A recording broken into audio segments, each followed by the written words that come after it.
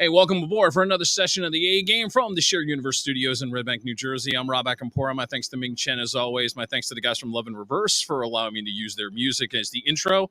And, of course, my guest I am very happy to have here, a Renaissance man if I ever saw one. He can act. He's done stunts. He'll even occasionally get on a stage and sing. He's been a writer, a director, a producer. And I don't know if we're going to have enough time to get into all of it, but we're going to try. Garry Pastore, thank you so much for coming on, man. Hey, Rob, my pleasure.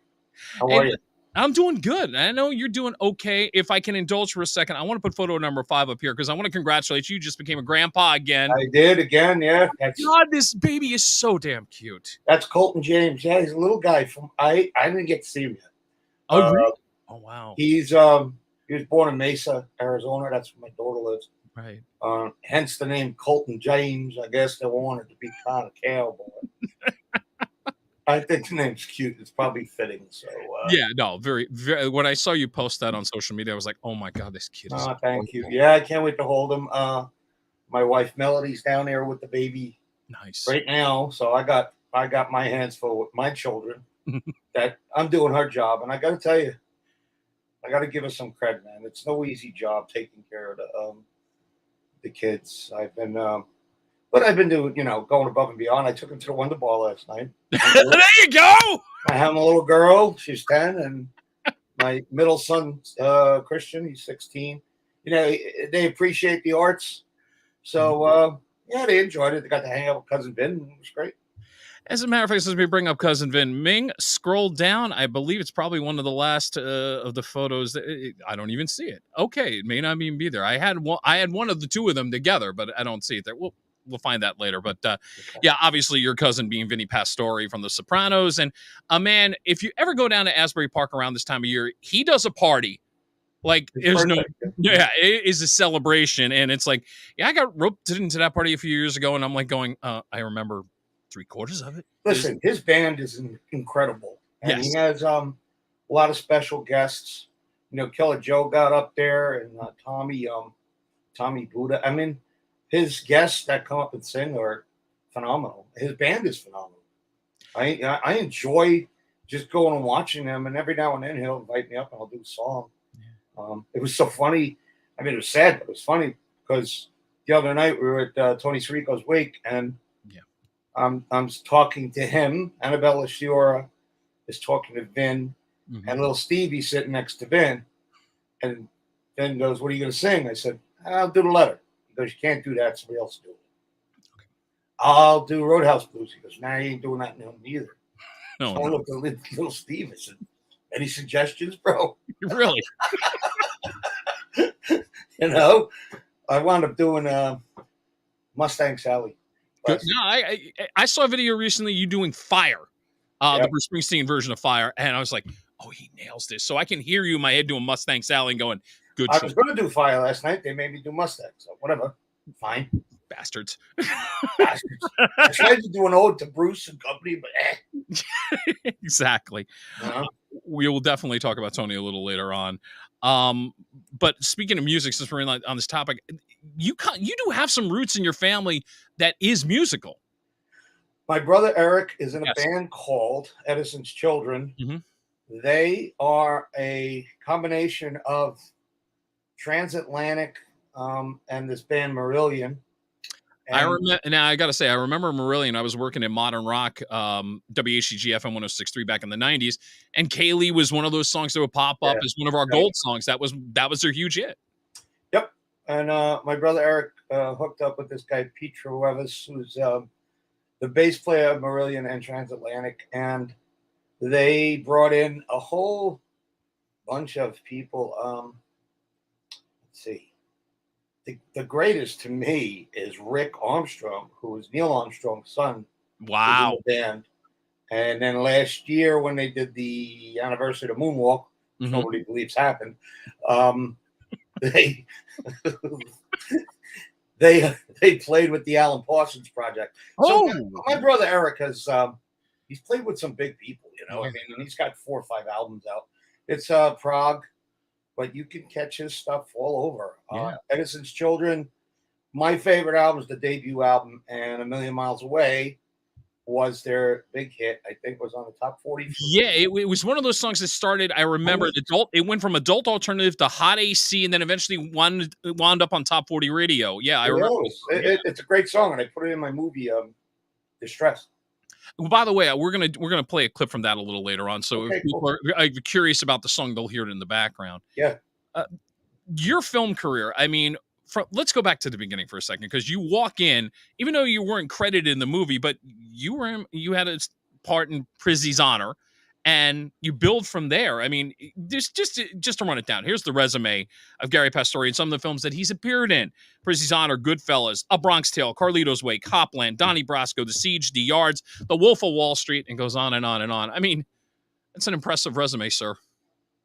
Thanks. It's unfortunate. A lot of stuff got cut.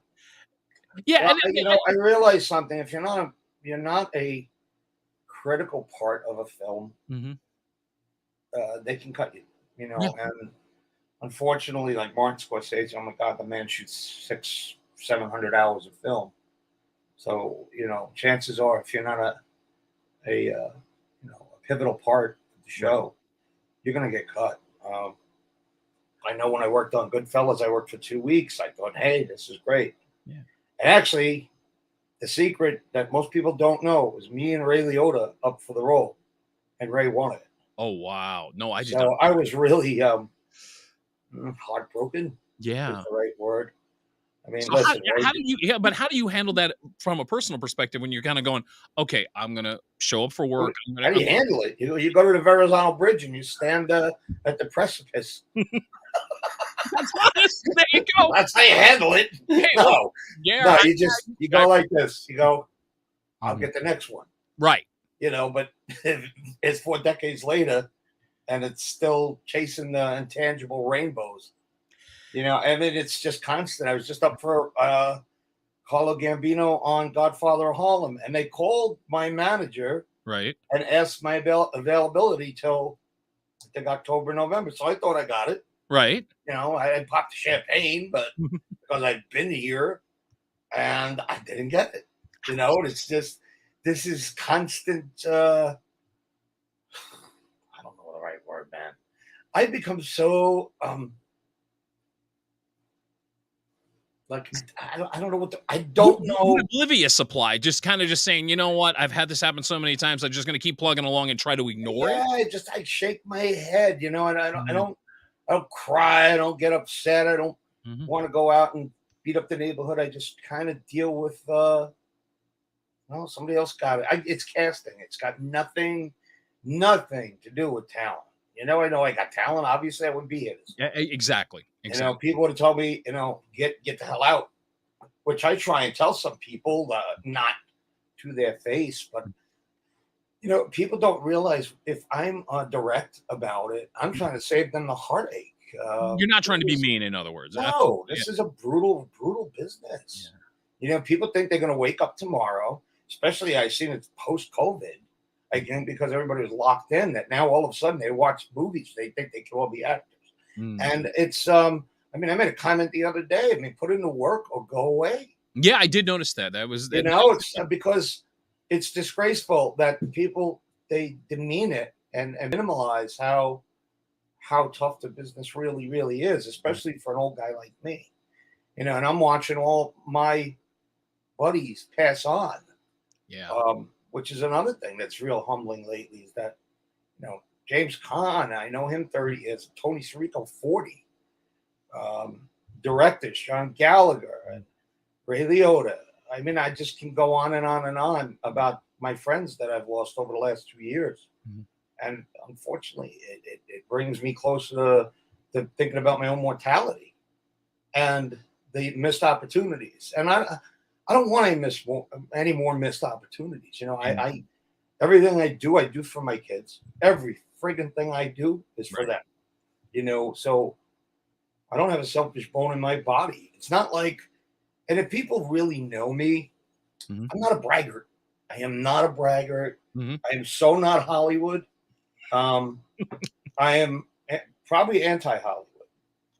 And I don't know if that probably goes against the grain of those that think that I guess I should be. but that's just not my. It's not my gig. You know, I'd rather just be the unassuming guy from the neighborhood at this point, and not think so much about everybody else and how they portray what you're supposed to be in Hollywood. I'd rather Right. just be me. You I'm know. I'm noticing that more and more with some of the people that I've interviewed, that it's like the feeling is like, hey, look, I tried the Hollywood thing. It wasn't for me. I'm more comfortable being over here. However, it's going to play out, it's going to play out. But I got to be comfortable in my own skin wherever I'm going to be. So if I'm more comfortable over here, don't try to put me over there and put me in the quote unquote Hollywood scene. I can still act, but maybe I just have to do it from here. Exactly. You know, listen, I did Hollywood. I was Yeah. out there, and it's just not my bag, baby. Yeah. You know, Honest. Absolutely. I'm being honest. Mm-hmm. I went to a party the other night for Noel Ashman. It was great. He's been inviting me for years to go to one of his birthday bays. Went to about insanity, and I went the other night, and I was happy. I went. I saw a lot of friends, but again, even that, even that in itself, it's that. It's the film festivals. It's all of these things combined. People that really know me will know I'm a homebody. Mm-hmm. You know, I'm a very simple man. I like going fishing. I like going on a boat. Yes. And I treat the film business as work. It's always been work. Right. And it's about the work. I enjoy acting. I enjoy playing different characters. And I think that's probably what I find the most frustrating is that, you know, I could do this gangster shit. Oh, can I say that? Yeah, you can, please. Oh, okay. Yes. I could do this gangster shit in my sleep. Yeah. I really welcome challenging and new. I really do. And it's obvious now after playing mob bosses, like being a boss on the Deuce and, you know, being Albert Anastasia and all these famous gangsters. I'm never going to be that guy that you'll see in the back of the pork store stirring a marinara sauce. I'm not going to go backwards Right. at this point in my life. If anything, and I passed up a lot of roles because it doesn't make sense for me to do it. So you see, it's not about the money. Right. Most people say, "What are you crazy? Take the money." No, I don't want to take the money. You know. Okay, so let me take it to this angle then. As you talk about it, you're not going to take the role for the money. So let me get photo one up here, Ming, because going to the Deuce. Did you know when you looked at that role, you said, "Okay, there's something happening here. It may be kind of gangsterish, but I can put my twist on this, and it turns into the most critically acclaimed show HBO has had." Well, the character Maddie that I played, people don't realize Maddie started the gay bars. Mm-hmm. He opened up the Stone. How was it called? Stone, not Stonehenge. Not It's the on Stone Christmas Balloon. I'm Street. just trying to think. I'm drawing a blank too. I'm sorry. But maybe one of our guests will understand. Yeah, if you're watching But it. he actually fought for them back in the 60s when there was a riot actually at this bar. That's why I need to know the name. Mm-hmm. Can one of your peeps search the name out for us? Yeah, please do. You know what? I think Ming's going to take Is it the Stonewall Inn? The Stonewall Inn? Yeah, that's it. That's Stone. I said Stone. Thank you, Ming. I almost said Rolling Stones. No. The Stonewall, and he was behind that. And, you know, here you got a mafioso who was smart enough to say, hey, listen, gay people need their own entertainment. Let me open up some gay bars. And he did real well with it. Right. And Matty was like the nightclub king. He owned the Peppermint Lounge and all these places. And I met him a couple times back in the day. Yeah, he was interesting. You know, he was very, very, very interesting. Right. So can I bring somebody into the picture real quick? Please do. Please do. This is my little girl. There she is. Hello. Say hi to Lila. Yeah, one more time. Come back in the picture 1 second. Just with that. Time. Oh my God, the family. You can see it right there. Same smile. Oh my God. I got a great story about her to tell you. Yeah, but anyway, getting back. Yeah. Maddie, you know, he started this whole thing. He was a businessman. And he was involved in the gay community. And to me, I started to dissect them a little bit and say, hey, man, maybe not all of them are bad people. You know, yeah, they do illegal things, but Jesus, I'm looking at every politician out there and they're all doing illegal things. So these people are no worse for the wear than these morons that are running our countries and cities. then I'll stand by that. But yeah, when you play a character like that, you want to dissect them. You want Yeah. to break them down, and I found it very interesting. I actually wish that there was a show that was more about him. The guy was a Purple Heart recipient. He took out a whole battalion of the enemy in Japan and saved all these troops by throwing a grenade in I think in a bunker. So the stories about all of these guys is just incredible, Yeah, it's fascinating to see how deep you dive into it. That you people really, minimalize. yeah, They go, oh, they were gangsters. Yeah, all right. But again, there's dark side to most people that you meet every day, and especially politicians. Yeah, but also to break it down by finding out these things, does it help you in a role to kind of find more depth to it? Of course. Yeah. I always do the research. Always. I try and find as much as I can. Right. A lot of these people I knew. I met Matty twice. He happened to have been my father's coworker when they both worked down at the docks, when they both got out of World War II. Wild. So they worked together down at Mara Brothers, which was owned by Albert Anastasia. It's crazy. It goes round and round. Yeah, it's weird. Some of these connections, and you played Albert Anastasia on The Irishmen. Twice. You played him twice. That's what I'm about to say. You did play him twice, which is wild. Yeah. And Garry Pastore is here on the A Game. Shooting Heroin is a film that is now starting to get a little more attention thanks to Peacock streaming. If you want to see this movie, if you have Peacock, you will be able to find this. Garry, I want to take a liberty and show everybody the trailer for this because Go ahead. It's an intense subject. It's got a great cast. With Garry is Sherilyn Fenn, Kathy Moriarty, Nick Turturro, Lawrence Hilton Jacobs, and a personal friend of mine, Mr. Brian O'Halloran. Let's take a look at this. Shooting Heroin. Available now on Peacock. Take a look.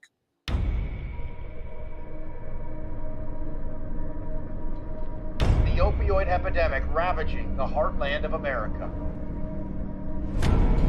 I lost my 2 sons in 12 hours. You know she's an addict. It's just to take the edge off. I'll be fine. How long were you clean? Misery. Can't get away from it. The second she was born here, she was doomed. These kids, man, they don't know like what they're doing. We'll do something, I promise. How about this? How about a volunteer drug task force? Do you know that there are kids dying? Empty the bag. It's just some dope. I have to catch them in the act. Guy is armed and dangerous. Don't make me regret this. You fought for your country, you fought overseas, you fought for all of us. Now it's time that you have to fight for you, son. The national epidemic. Did we actually think we're gonna make a difference? Think of the kids this week. And what about the kids next week? And the week after that? We will fight for you. We're here for you. We love you. Adam, you are better than this. What are you doing? What I can. We've all had children that are dead. Have you had enough? Are you ready to do something? By any means necessary. Adam! And everyone we've lost, and to honor them with more than just thoughts and prayers. Tonight we take responsibility. You take responsibility for your community and stop the spread of this poison.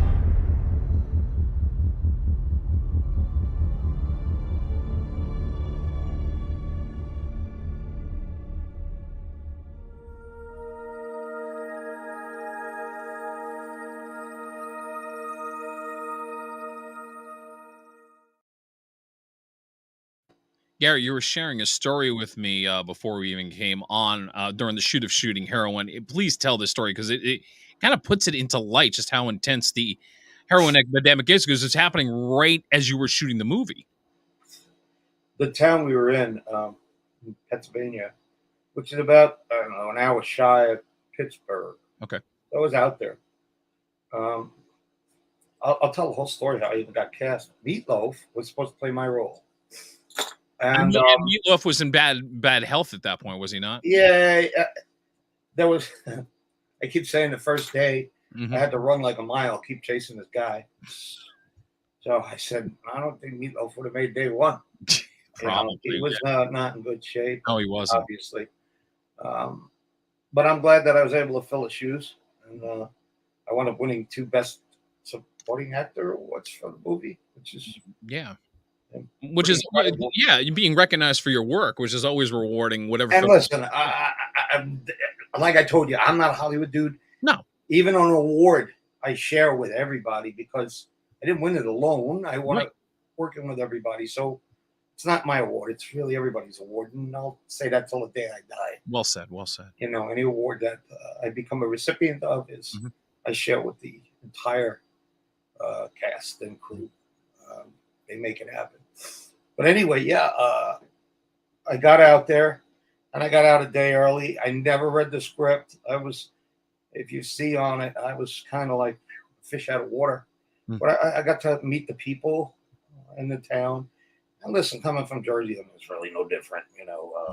It's just a couple more miles west, but we're the same people. And then I started to hear the stories about the town and what's going on. And it was a mining town, a steel town, and that started to dry up. And then the town starts to get, just in despair. That's what it seems like with this drug, is it invades people that are in disparity. I always see disparity and, opioids, heroin, Oxycontin, any of that crap seems to be where there is a lot of downtroddenness and despair. We were shooting at one scene outside. I'm with Alan Powell, and he's crying about the death of his sister who ODs in the movie. I shouldn't have said that, spoiler. Still go watch the movie.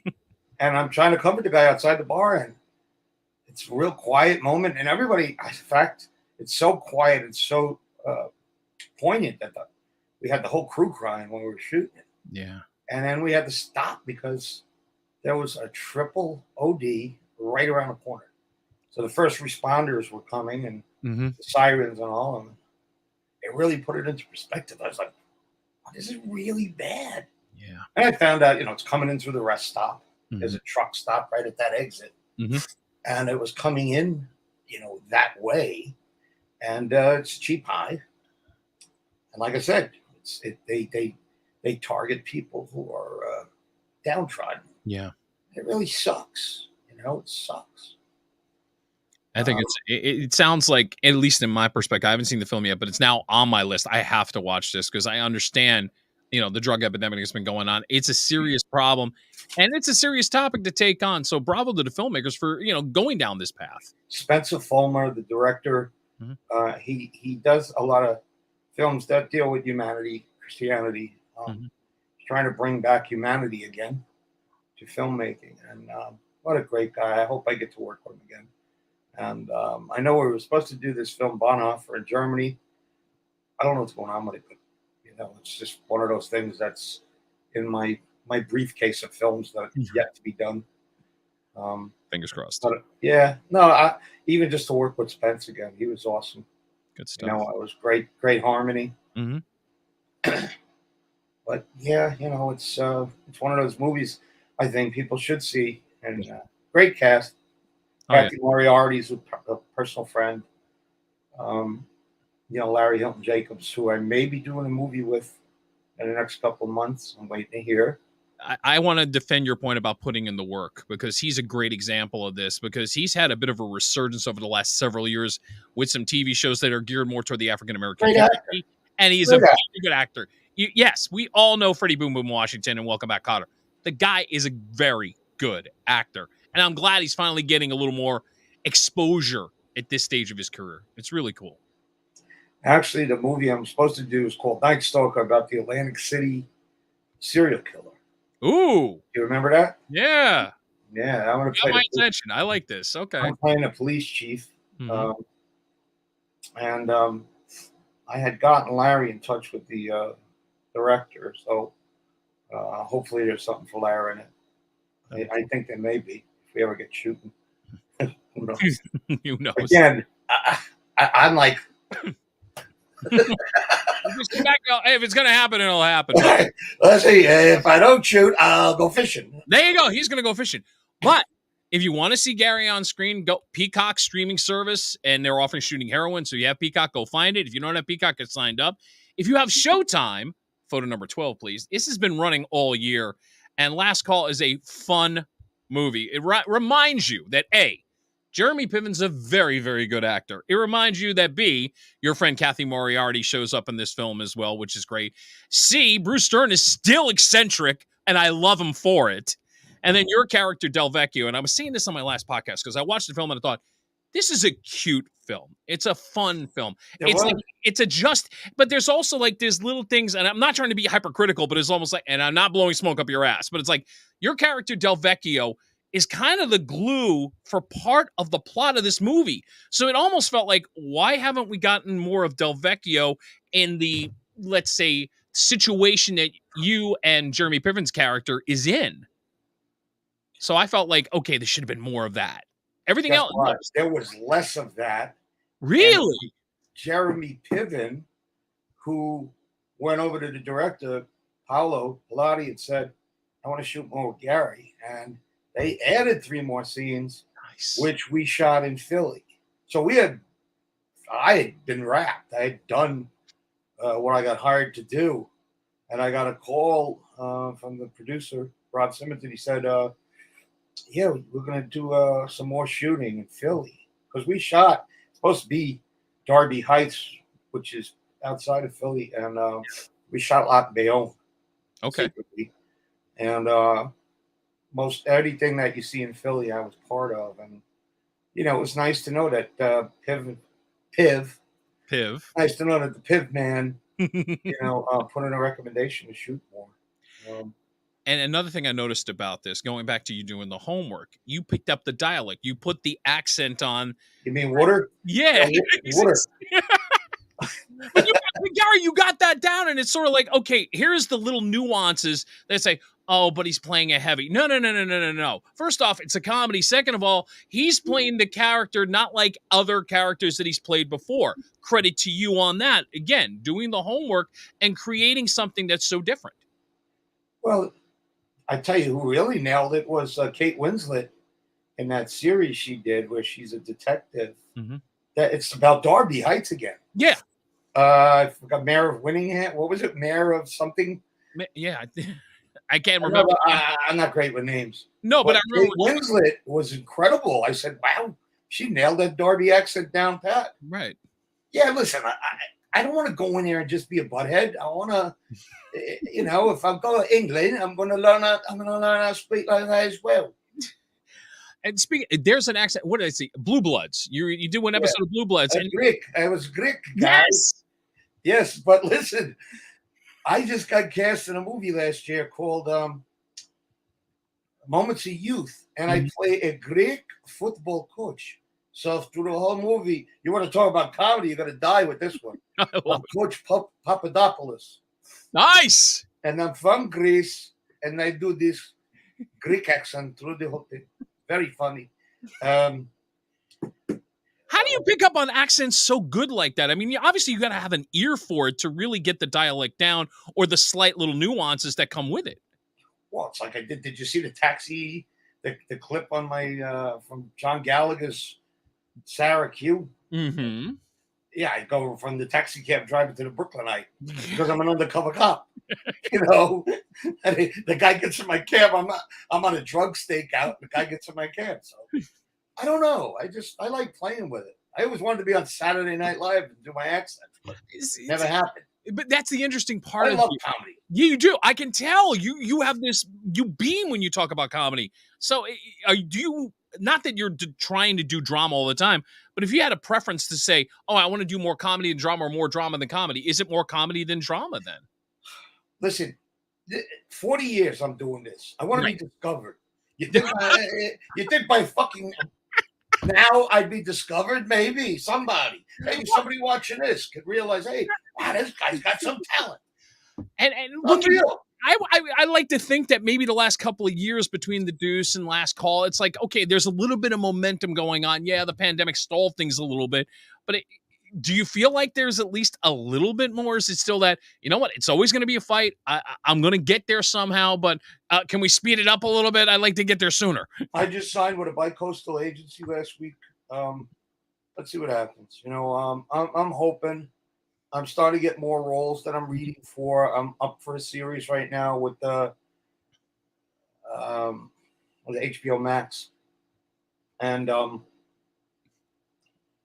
fact, my daughter had to read with me yesterday. That little 10-year-old, she's hysterical too. She like she was my reading partner. My wife usually does it, but she's not here. Right. So we had to tape it, and I was showing her the clip that we just recorded. Right. And I said, "You want to do another one?" She goes, "Nah, that's money. Let's move on." That's your daughter, the future director or agent. No kidding. I was cracking up. I said, "Where did you hear that from?" The stuff that she comes out with is astounding. I adore her, man. Like I said, my life is complete with this kid. She's just the best. Like I said, I'm glad she came on because like I said, you see right away your smile and her smile. It's like at twins. I'm taking her crabbing tomorrow. Oh, you taking her crab? Nah, tomorrow we're gonna go to Tom's River. We're gonna go crabbing. I'm gonna make some crab sauce. It'd be nice if you're around. I could give you some, but yeah, I gotta catch them first. Yes, well, I'm taking a rain check on that for sure. Yeah, make a good crab sauce. Hey, look, I'm all. Hey, you give me. I will not say no to crab sauce. That's for sure. Yeah, that's my summer favorite, especially if you catch them yourself. Yes, there's a definite feeling of accomplishment in making it your own. And yeah. So anyway, Moments of Youth should be out. I was hoping to be out at the beginning of the summer. Mm-hmm. It looks like it may be out at the end of the summer. Sherry O'Teary plays my wife, who was in Last Call. It's interesting how this Last Call, and I didn't meet her in Last Call. We just wound up together. In fact, when she flew in from LA to Connecticut to work. That was the first time I actually met her, and we worked on the act. We had a lot of fun together because she's hysterical. She's funny without trying to be funny. So I had a great time with her. So that's the next film that will be out on the airways. It's along the lines of Last Call. It's about a scavenger hunt at the end of, which I never really knew about. My son is just a senior this year, and they did it. They have to go out and grab something. They have a scavenger hunt, and there's money involved. So it's about the kids that are graduating from high school, and they're on a scavenger hunt. And it was pretty funny. Sounds like it was fun. I'm looking forward to it. Yeah, me too. You get to see me do Greek again. Hey, there you go. Garry Pastore is here on the A Game. Time for random shots. And every time there's a random shot, I take a shot. I got my redemption bourbon. You didn't tell me that. Oh, I'm sorry. I should have warned you on that. But yeah, I know. Like you need an excuse to have a drink. But I will do it this way because I think it's proper. Because of the people that you've lost, I drink this to at least two of them. James Caan, Tony Sirico. God bless you. Ray Liotta. Let's do the trifecta. Yeah, absolutely. Salute. Salute. Ah, there we go. And speaking of James You're Caan. my kind of guy, Bob. I only got a taste for bourbon like within the last 6 or 7 years. Oh, I love bourbon. I've been drinking bourbon since I started drinking. It was one of those, I was doing a radio thing for a radio station. They had me host a bourbon party. And it's just all day. I'm just like. What's your favorite? These days, the Redemption has definitely been like. Yeah, Redemption's good. I'm really enjoying I'm a Bullet guy. Oh, not wrong, Bullet. Nothing wrong. Will not turn on a shot of Bullet for sure. I'm a Bullet guy. Yeah, well, I will remember this next time I see you in Asbury Park. Well, sir. no, I will remember. Since I did that shot, Ming, let me have photo number 9 because this is a great photo of you and James Caan. Jimmy, yeah. Yeah, you had this great story on Facebook. If you wouldn't mind sharing the what James Caan meant to you at that point in your career. It wasn't just Jimmy. It was I had met Jim through friends. He was very friendly with, believe it or not, a lot of wise guys, especially down on Mulberry Street. And I think it comes from he had a relationship with these folks since The Godfather. Since The Godfather, yeah, sure. The whole Godfather thing, it just being my favorite film. And watching The Offer recently, I'd heard stories about the difficulties, but I never realized how in depth it was. That film almost didn't get made. Yeah. The torture that Coppola and Puzo and all the folks in the back end, Ruddy, all what they went through to get the project made. Yeah. So the respect level went up about 100 notches after I watched that show. Yeah. And Jimmy was very sweet, man. He's a good guy. And he knew, he was born in the Bronx. I think he grew up in Queens. Just his whole level of professionalism was just astounding. Put his arm around me. He said, "Hey, you're good." He goes, "You're a good actor, kid." They kept me in the game. That's what keeps you in the game. You're getting the recognition, you're getting it from peers. Yes. Because I wish people told me I sucked. I would have done something else. There's too much heartache with this business. I told you. Gary, I can as early as last week where they're checking my availability, and then I find out if Catherine Narducci, I saw her at Tony's wake. She said, "I saw your picture up in the production office." She said, "They had your picture on the wall." I said, "Yeah, I'm up for Carlo Gambino. I don't think I'm right for it, because Carlo was skinny, frail guy, little guy, had big nose, really big nose." Right. But they wound up casting somebody else, and that's casting again. It's got nothing to do with talent. It's frustrating because I'd love to be on The Godfather of Harlem. I love the show. Love the show. Get to work with Forrest. Get to work with Giancarlo Esposito again. Get to work with Vinny D'Onofrio. Great people. I want to work with these people again, and it's whatever. I can't even. But I can understand your point when you were saying before, when you get that compliment and you get it from somebody like James Caan, you're kind of going, all right, I've got this. I do have a picture. The guy adored me. You could tell. Absolutely. You could tell, you could tell when somebody wants to take a picture with you and when they don't want to be bothered. That's true. I think it does say a lot, and I've had that where I've had people. Every picture tells a story. It really does. It really does. I have a picture with Johnny Risnick of the Goo Goo Dolls, and people look at it and go, "That doesn't look like a staged photo." I said, "Because it's not. We were out we're having fun in New York City. Somebody snapped a photo. Now, mind you, it's dating ourselves. It's the 90s. I'm on a payphone. He's got happy drunk face going. I'm trying to get us a cab, but you can tell it's like, oh, you two were having. Oh, I hung out with Billy Idol one night. Believe you me. Oh my God. That was. I have to write a book about all the insane people that I met during the 80s and 90s that I had been out with. The real stars. Right. I worked in a club. It wasn't a club. It was like a restaurant. And that's where I met Tony Sirico. And every night there was A-list. I met Mick Jagger. I met Frank Sinatra. I met Aretha Franklin. I met so many people there and got to intimately talk to them, not just meet them, but I got to talk to them. And the stories I could tell. It's just for 3 years I was the host. I was the security basically. You had to go by me in order to get in. So they knew me. They would come over to me. They'd ask me for this and ask me to do that. Can I get them in? Can I get a friend in? Right. It was wild. And it was a great time in my life. Yeah, I think you do need to write the book on this. No doubt about it. I'd love to. I'd love to do the book and the screenplay. Paul Herman was the guy who owned it. He just passed away recently also. It should be about him because he's the one who put everything together. He put everybody in a room with each other. Right. I had to park Mike Tyson's car once. He had this big, I don't know if it was a Flying Cloud or a Bentley, really expensive car.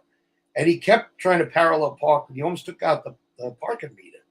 So finally comes over to me. He goes, "Do you mind park my car?" He goes, "I don't know. I don't like it. I got this car. It's a nice car, but I don't really like it." And he gave me $100. I parked this car. There you go. I was like, this is insane. My life is insane. Every day is a new story with the Billy Idol story. Oh my God. Gary, I just had a feeling there was going to be stories flowing with this. That's one of the reasons I was like, I'm so glad he's coming on. Oh, I'm full of them. Feeling, yeah. I'm full of them, and every one of them is just so bizarre. One's more bizarre than the next. Well, since we talked about the fact of books, you've actually written a book or two in your life. That's going to be my second question on Random Shots. Wasn't one of them about food or cooking? My nephew was in a football player. He played Ohio State. Oh, okay. And he called me and he says, Unc, he goes, what can I make? We got to practice this weekend and we all got to cook. And I would give him recipes. He goes, why don't you make a college cookbook? I said, that could be interesting. Mm-hmm. I want to get a double hernia. And I wrote the college cookbook. And sure enough, came out in 1996. Yeah, you're not Mom's Kitchen. You're not Mom's Kitchen anymore. Yeah. Fun recipes, quick and easy ones. Now I got my son's going to college to play football. He starts in September. Where's he going? He's going to Kane. He's going to start out Kane, and he's a wide receiver for the Cougars. And he's hoping to move on to greener pastures. I mean, he's great. Enough said, yeah. He's great, and he got shafted because of COVID because they lost that whole year. Which so there's no scouting. There's no opportunity to really try to. There wasn't much up. Right. So this is good for him, and it's local. I get to go to a couple games, and then he'll see if he really likes it. I mean, he's going to be playing football at college level, so all the power to him. I told him, hey, listen, you can always become a stuntman. How did you get into stunt work? How did that? I fell into it. Literally. All right, but elaborate if you will, because I'm sitting here going, you were actually an actor first. It wasn't like you were going stunt work first, and then suddenly you just acting was sort of the Danny Aiello at that restaurant I told you about, Columbus. Right. Uh-huh. Danny says, and these guys I became friendly with. I never told them I was an actor. Okay. I was moonlighting there. I was in the police department for a couple of years back then, so I would go to work, come home. I go work in a bar, as security. Right. And like I said, I didn't bother the actors, so they would come over and talk to me all the time. And Danny and I became very close friends. Another guy I lost, and his two sons. And he says, want to work on Do the Right Thing, Spike Lee movie. I didn't even really know who Spike Lee was. Wound up being what a successful movie, Yeah. I'm one of the cops that are involved in the death of Radio Raheem, who was that was my first stunt job. I mean, I got bumped up to stunt, by Danny Aiello III, who became a very prominent stuntman who passed away from pancreatic cancer. Ouch. Too young, beautiful guy, but because of him and that, I got stunt work. Wow. Michael Douglas came into Columbus one night. Guys bothering him. I had no idea. I thought Michael knew the guy. He had come from a jog. I'll never even forget. He wore a gray jogging hoodie.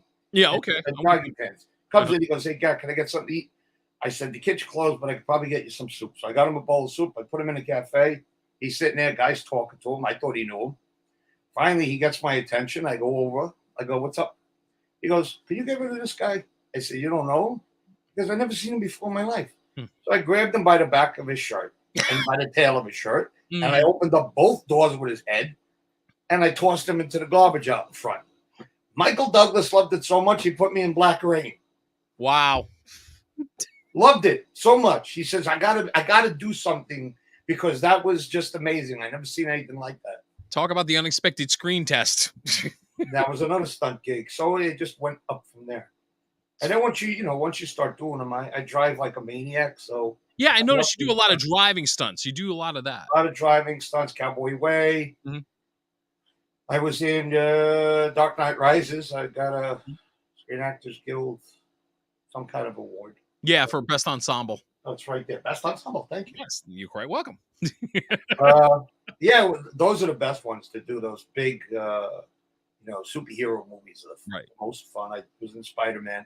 Got hurt on the last Spider-Man. I kept falling in the same spot on my elbow. I broke my bursa. I had to have it removed. At this age, I'll do some driving stunts, but I'm not doing anything hairy anymore. No. You know?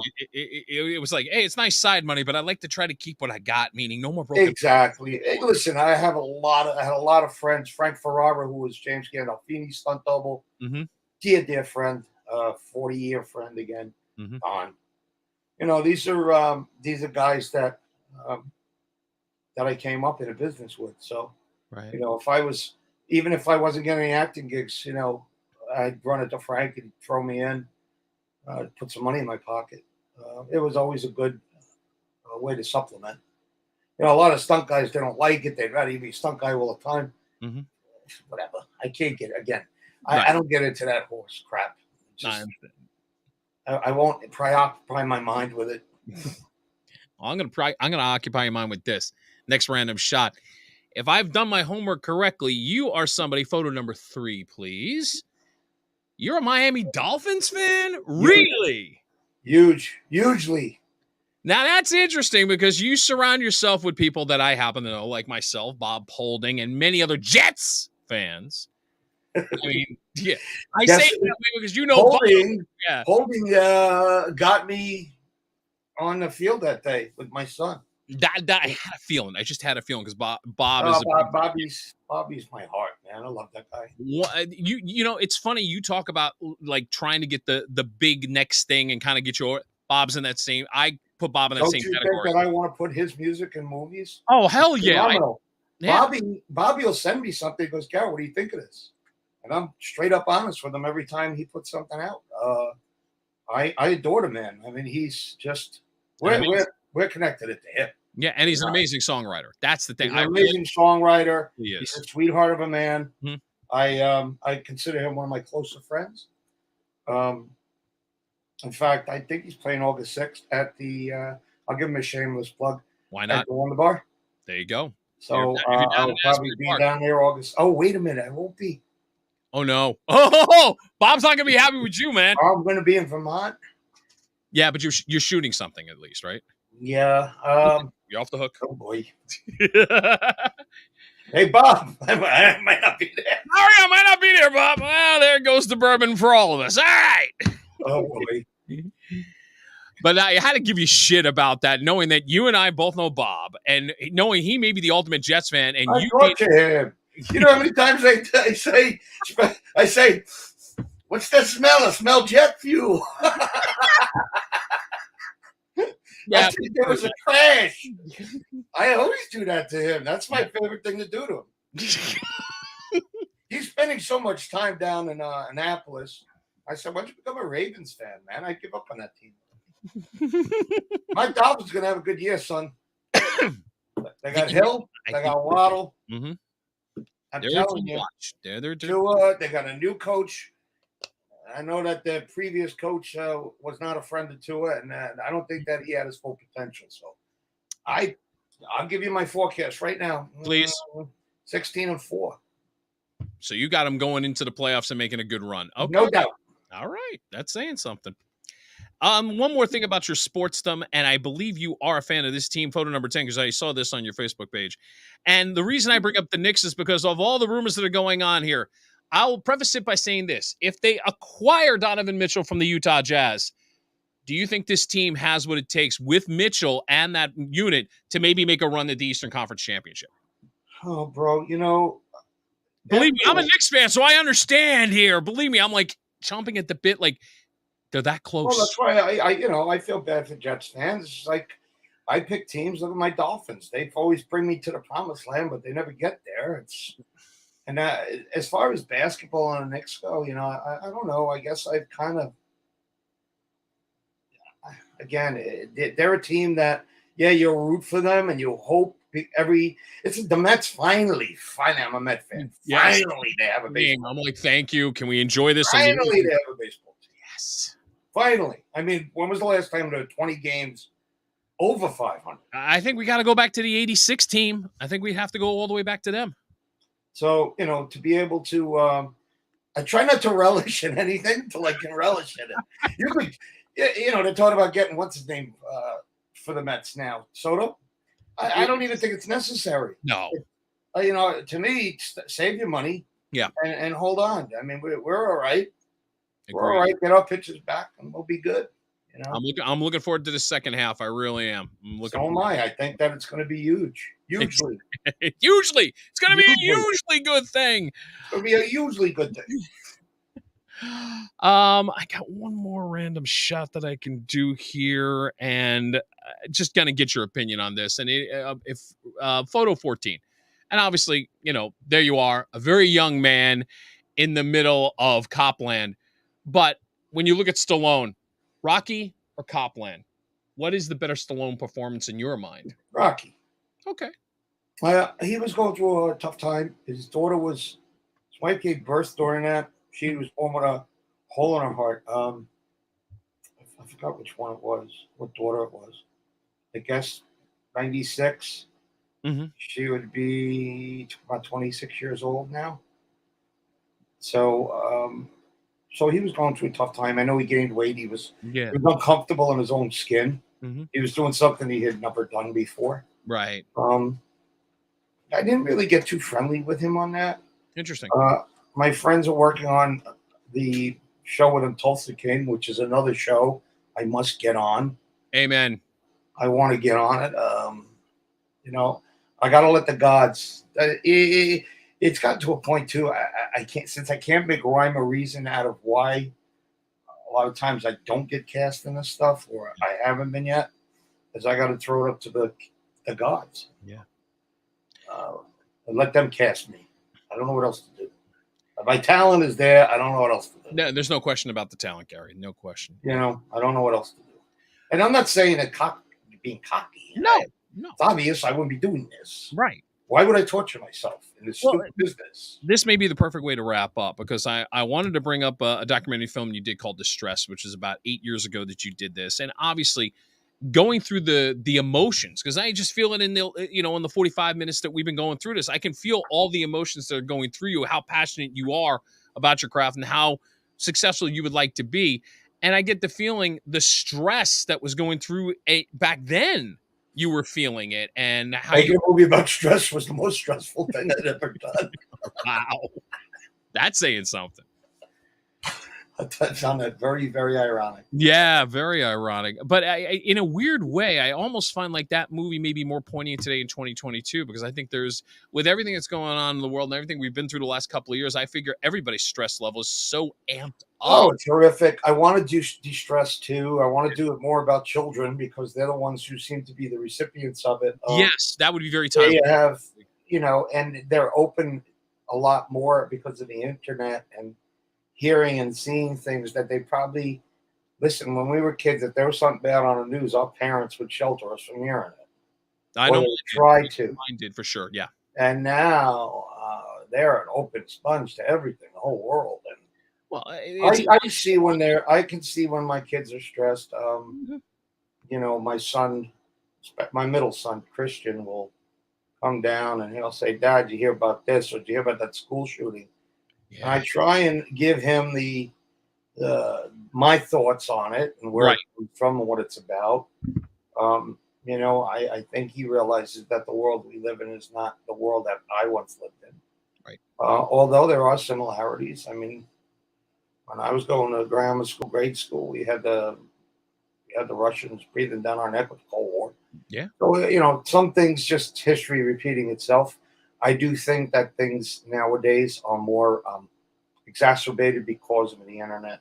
I think there's a lot of. Well, obviously, kids have more access to things that we never had when we were younger. We didn't have every possible, we had 4 network channels. Now we got 600 channels. We decide what's on Facebook or right. on Instagram, and half the crap I read, it really upsets me because it never does talk about the good stuff anymore. You never hear about as somebody who's been he's somebody in the media who's been there in the past working in radio. I understand bad news sells. I can't say it any more blunt. Yeah, but now it's just gotten to a point where it's overdone. No, I agree with you 100% on that. It's absolutely overdone. Every story is about a school shooting, a mall shooting, or this shooting, or that shooting, or this happened, or that happened. Talk about some goodness. I always say we could change it one person at a time. We just have to. We have to try and turn things around ourselves and be better people and not fall into this. I call it the rabbit hole. Once you get in a rabbit hole, it's real hard to get out. Yeah. Because of the negativity Right. that's constantly surrounding. I try not to let any negativity get into my space anymore. I've done that as a practice. If I'm around a person, a thing, a being, a movie, anything that I feel is going to bring negativity into my realm, right, I avoid it. I'm trying to avoid it at all costs, and I don't want my kids around it. I can only do what I can do for me and for my family. That's right. it. But if we all did that, if we all took a stand and said, you know what, enough, just enough. Bring some good into the world, bring some happiness. Will I do distress too? Yeah. I got to raise money. Yeah. And raising money is hard to do nowadays. But if there's anybody out there that feels like investing in a film, right, call me. Distress 2 is it's something that needs to be done. I really do, because it's about the kids, right, and it's about hearing their side of the story. What's bothering them? Mm-hmm. That's one of the reasons why I want to do it. Before I say goodbye to you, I want to do this real quick. Let me get the trailer for Distressed 1, excuse me. Freudian slip there.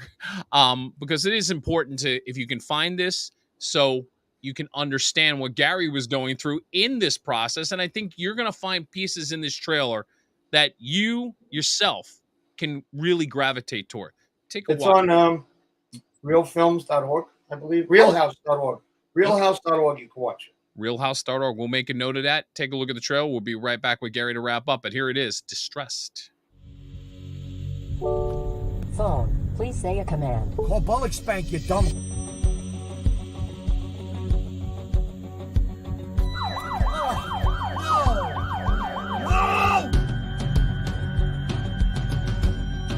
I do things at a rate of speed of probably 150 miles an hour. If I miss the bank, I'm going to miss my flight. If I miss my flight, I'm going to choke you. Eventually, your engine overheats and it breaks down.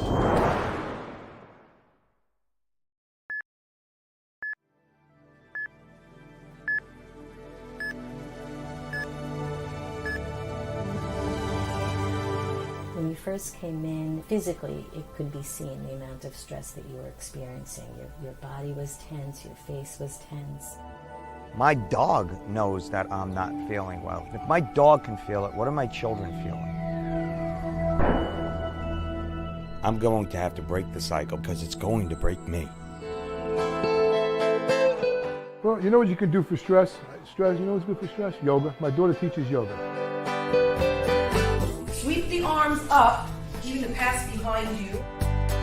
So I wouldn't have to dream. I understand you need. I'm really happy. I feel released. I don't have this bad day. Now I'm okay, everything, This is we call it liver chi stagnation.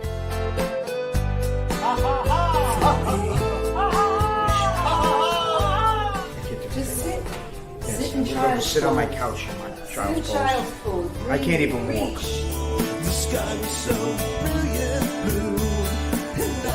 Everyone should smile because it makes it a lot easier. And it's another sunny day, but you're a million miles away.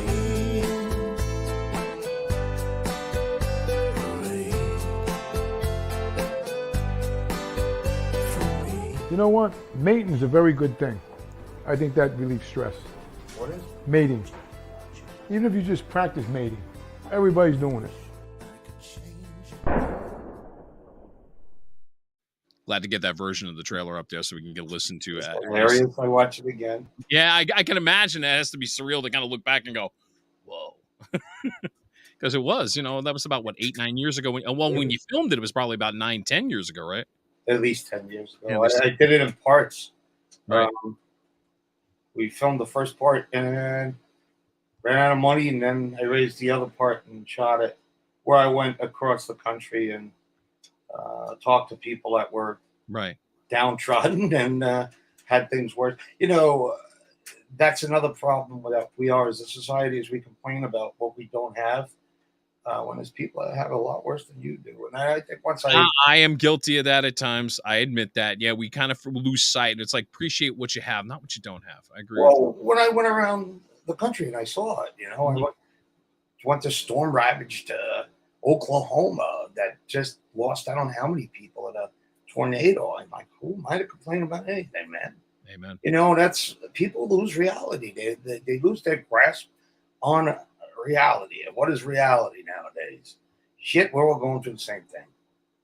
We have to be better people, bring each other up, be more kind, be more considerate, stop being assholes. I have no filter. I have no problem telling people the way it is. And I like that about me. Some people don't love it, but I do have a lot, like Bob Holding. He loves that. No, I respect it. I respect it because at least there's no facade. It's like, I know where you stand just by what you're saying. Thank you. Yeah. Thank you. You come, you meet me. I'm going to be very, very blunt. People like gray. That's the problem with society, is that we've been taught to embrace gray. Like, oh, it's gray. There's no black. There's no white. It's gray. So as long as it's gray, we're all good today. Well, on some levels, gray does work, but I understand what you're saying, that on some levels, there can't be gray. No, not when we are faced with what we face with today. And I won't get into politics, but everybody has to realize what's going on. Look who's running our country, man. It's a mess. Just accept it at this point and figure out, what are we going to do to change it? Do you want another Trump? No, then don't bring him in. Don't force people to do what you don't want. Don't put the linchpin in there if you don't want it.